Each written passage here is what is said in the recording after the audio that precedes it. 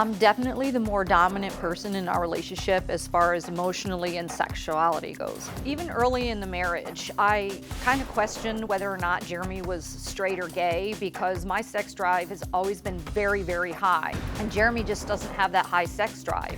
I enjoy having sex with my wife. It's just when I'm in my daily life, sex is not a thing that occupies much space in my mind. Since January of this year, we've actually only been intimate 3 times. What bothers me about this is that any man pretty much on the street that saw me would want to be in a relationship with me just by looking at me. The fact that my husband doesn't engage in sexual activity or even a form of intimacy with me is not only depressing, but it's just a shot against my ego. It'd be nice to hear you compliment me every once in a while. It'd be nice if I had on something new lingerie-wise, if you actually noticed. Sometimes it is hard to be attracted to Paula when she's emasculating me. When you criticize or when you're mad at me, I don't want to be anywhere close to you. How is it then that I'm at fault for being mad at you for not pulling your weight and being my partner? Arguments about being intimate make me want to be with her even less. You guys have been married 21 years. Yes, sir. And you feel like he's really not competent. I don't know if I'd say that he's not competent. Well, no, you said he was a moron.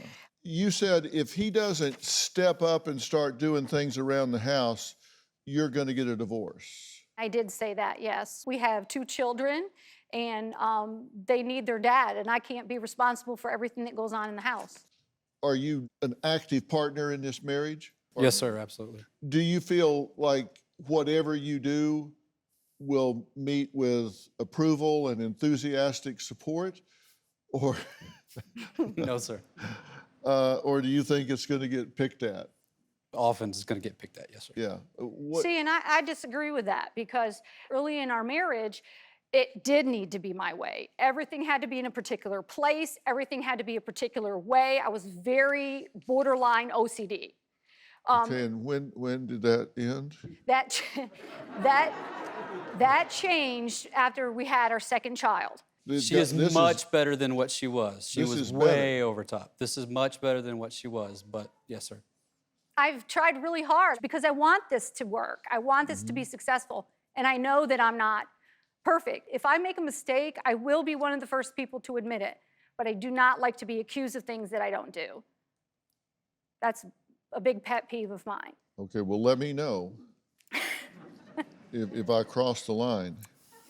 I will tell you. Oh, I bet you will. Would you consider yourself bossy? I can be, yes. Yeah.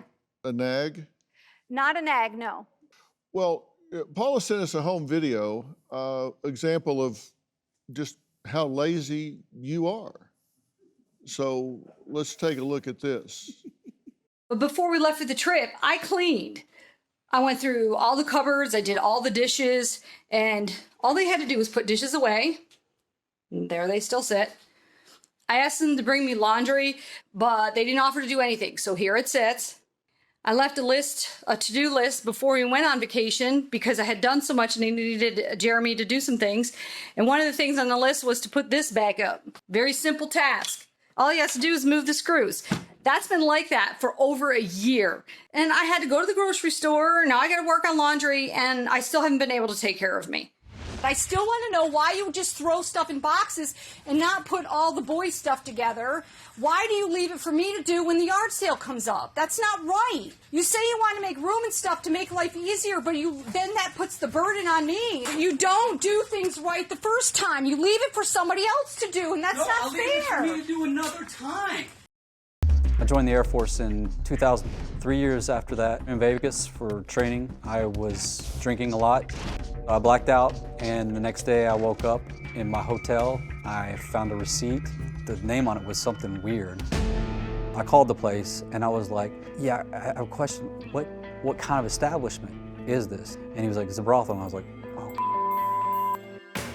I'm the one that handles the finances and the bills. I got the government credit card bill, and that's when I found a charge that I didn't quite understand. I asked for clarification on what it was, and of course he lied to me and said that it was for lingerie. You get your credit card statement maybe 24 days after the billing cycle. I knew I had not received any lingerie, so of course I pressed for the truth. And he said that he was gambling and they give you drinks. It wasn't uncommon for him to have 12 to 14 drinks in a 4 or 5 hour period. Jeremy told me that he drove to the brothel, that he had the women line up, that he picked out the one that he wanted, and then he went upstairs. I remember going to the brothel, and I don't even know what happened at the brothel. I just know that I was there and was charged to my credit card. I'm not sure if what Jeremy told me about the brothel is actual truth or if he made it up because he doesn't remember. Jeremy's not known for being able to perform when he's drunk. So whether or not anything actually happened, I'm not really sure. But the whole point that it did is cheating in and of itself. You don't remember a lot about it, No. but you just kind of accidentally went there, drunk. I mean, it was more than accidental. I was in and out of a blackout. Actually, I was in and out of a blackout for several days because we were there for 2 weeks. The credit card bill, you could see all the charges were drinks, except for that one, which was like Madam something or other, which was pretty obvious that. Well, it was like, I don't know, it was like a weird name. They don't charge it to tell you that it even appears to be a brothel. But you didn't mean to go there. Not that I'm aware of. Yeah, well, I hate it when that happens. You just... Well, that's what I'm saying. I mean, obviously, something was going on with me that. But I mean, So if we he was... don't have sex at home and you're gonna go to a brothel? I mean, come on. In 2014, Jeremy was in the Air Force for 13 and a half years, and he was up for his next deployment as well as his re-upping. If Jeremy had re-upped, we would have continued to receive the medical benefits that were very critical to mine and my son's asthma. It was in 2014, and I'm not exactly sure when because he hid it from me. He tested positive for cannabis use. After being diagnosed with PTSD, I realized that I could self-medicate using cannabis. My Air Force base ran a random drug test, and I tested positive. He was given many opportunities to treat his PTSD and the headaches that he got as a result of it. This included injections, different medications, newer treatments, and none of these were working.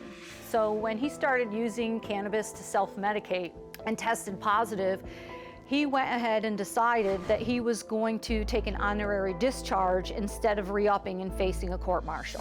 At that point, I was already so mentally drained from the PTSD, from my job. I wasn't planning on staying anyways. So without consulting Paula, I had already got another job and was honorably discharged. I was furious. I mean, my first reaction was, how could you do this to us? Not only hurting your marriage and being a parent, but you're throwing away your career in the military. Paula felt like I had betrayed our family, and I really felt like she didn't care that I was being destroyed. My soul, my mind, everything. You weren't really up for another deployment. I couldn't take it. I wouldn't have been able to handle it. You just couldn't do that. No way. You saw and experienced some things in your prior deployments that are just hard to unsee, hard to Yes, sir. experience. So I was part of a rescue squadron, and in that rescue squadron, it's basically like a flying ambulance, and they try to prepare you for what you're going to see. And You can't be prepared for that. no. So Yeah. one of the things in my mind, I knew that we were going to be dealing with soldiers, but I don't think I had quite understood that we were also going to be dealing with locals, with Afghanis. With And- collaterals. Yeah. correct. And our first rescue was a 7-year-old little girl, and my daughter was the same age at the same time. Her face was half blown off, and I've gone through a lot of treatment since then, trying to deal with, taking the emotion away from that time. But it was all slow motion because just thinking about the fact that, I have my daughter at home and she's fine, and now, these people are having to go through this. And just there's so many things that happen when you see a child that has done nothing and you can't do anything. You're powerless. You're absolutely powerless. I have told Jeremy that not being intimate with him makes me feel unloved, alone, unwanted. I told him if he didn't take care of business, that I was going to find somebody else to do it for him. I told him if he didn't like it, he could file for a divorce. He never replied, he never said anything. You're saying, look, I'm not unattractive. It's why would my husband not want to be with me? Correct. And you know, we were listening to you talk about your frustrations earlier, and she was talking about you don't pick up after yourself, you don't talk to her the way she wants you to. And then each time we go to a break, she's coaching you on what you need to say. Right. Surely I'm not alone in a woman wanting her husband to say anything. Just communicate something. I don't care. It doesn't have to be perfect. Can you just interact with me so that I don't feel so alone and get upset? You have what is clearly a parent-child relationship here. Absolutely. And I hate it. And then you say, you know, we don't have a very active sex life. And when you have a parent-child relationship, then that's kind of like having sex with your mother. Yeah, but how did we get here? And that's kind of like really creepy. Yeah, absolutely it is, but we didn't get there overnight. I mean, I worked really hard to change the way I handled our relationship, and I don't feel like he has done his part in helping to save the marriage. It's just plain and simple. And so I have become very angry and very bitter. I have. The most important things you've said to me since we got here is, Dr. Phil, I don't have time for me. And let me tell you something. You don't have time for anything else.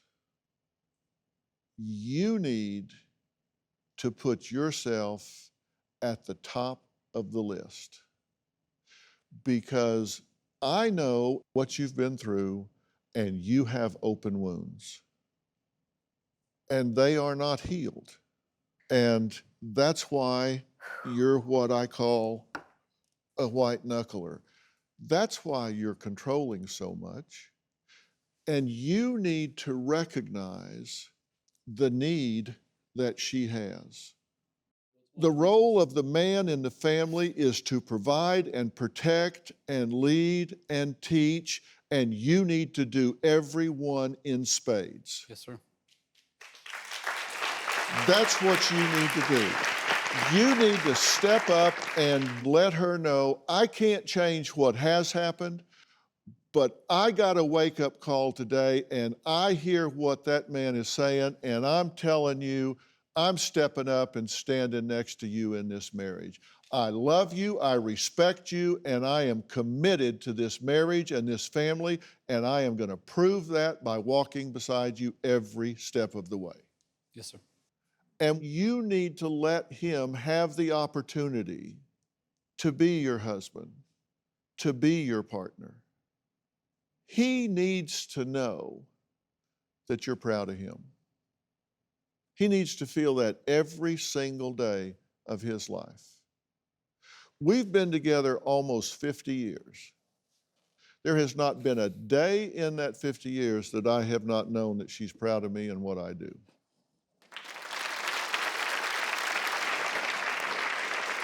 That is very, very important to me. And she knows it's important to me because she knows that my father died in my 40s, and not one time did he ever say, I'm proud of you. She knows that. She makes sure that I know that she's proud of me every day. And any man that tells you he doesn't need that, doesn't need to know that, is lying to you. She needs to feel safe. You need to let her know, I got you. Yes, sir. You don't do things right the first time. Is she his wife or his boss? Would you consider yourself bossy? I can be, yes. Each time we go to a break, she's coaching you on what you need to say. Right. I just want him to talk. New Dr. Phil. Check your local listings. Do you have a story or a question for me? Click the link in the description and tell me what in the world is going on.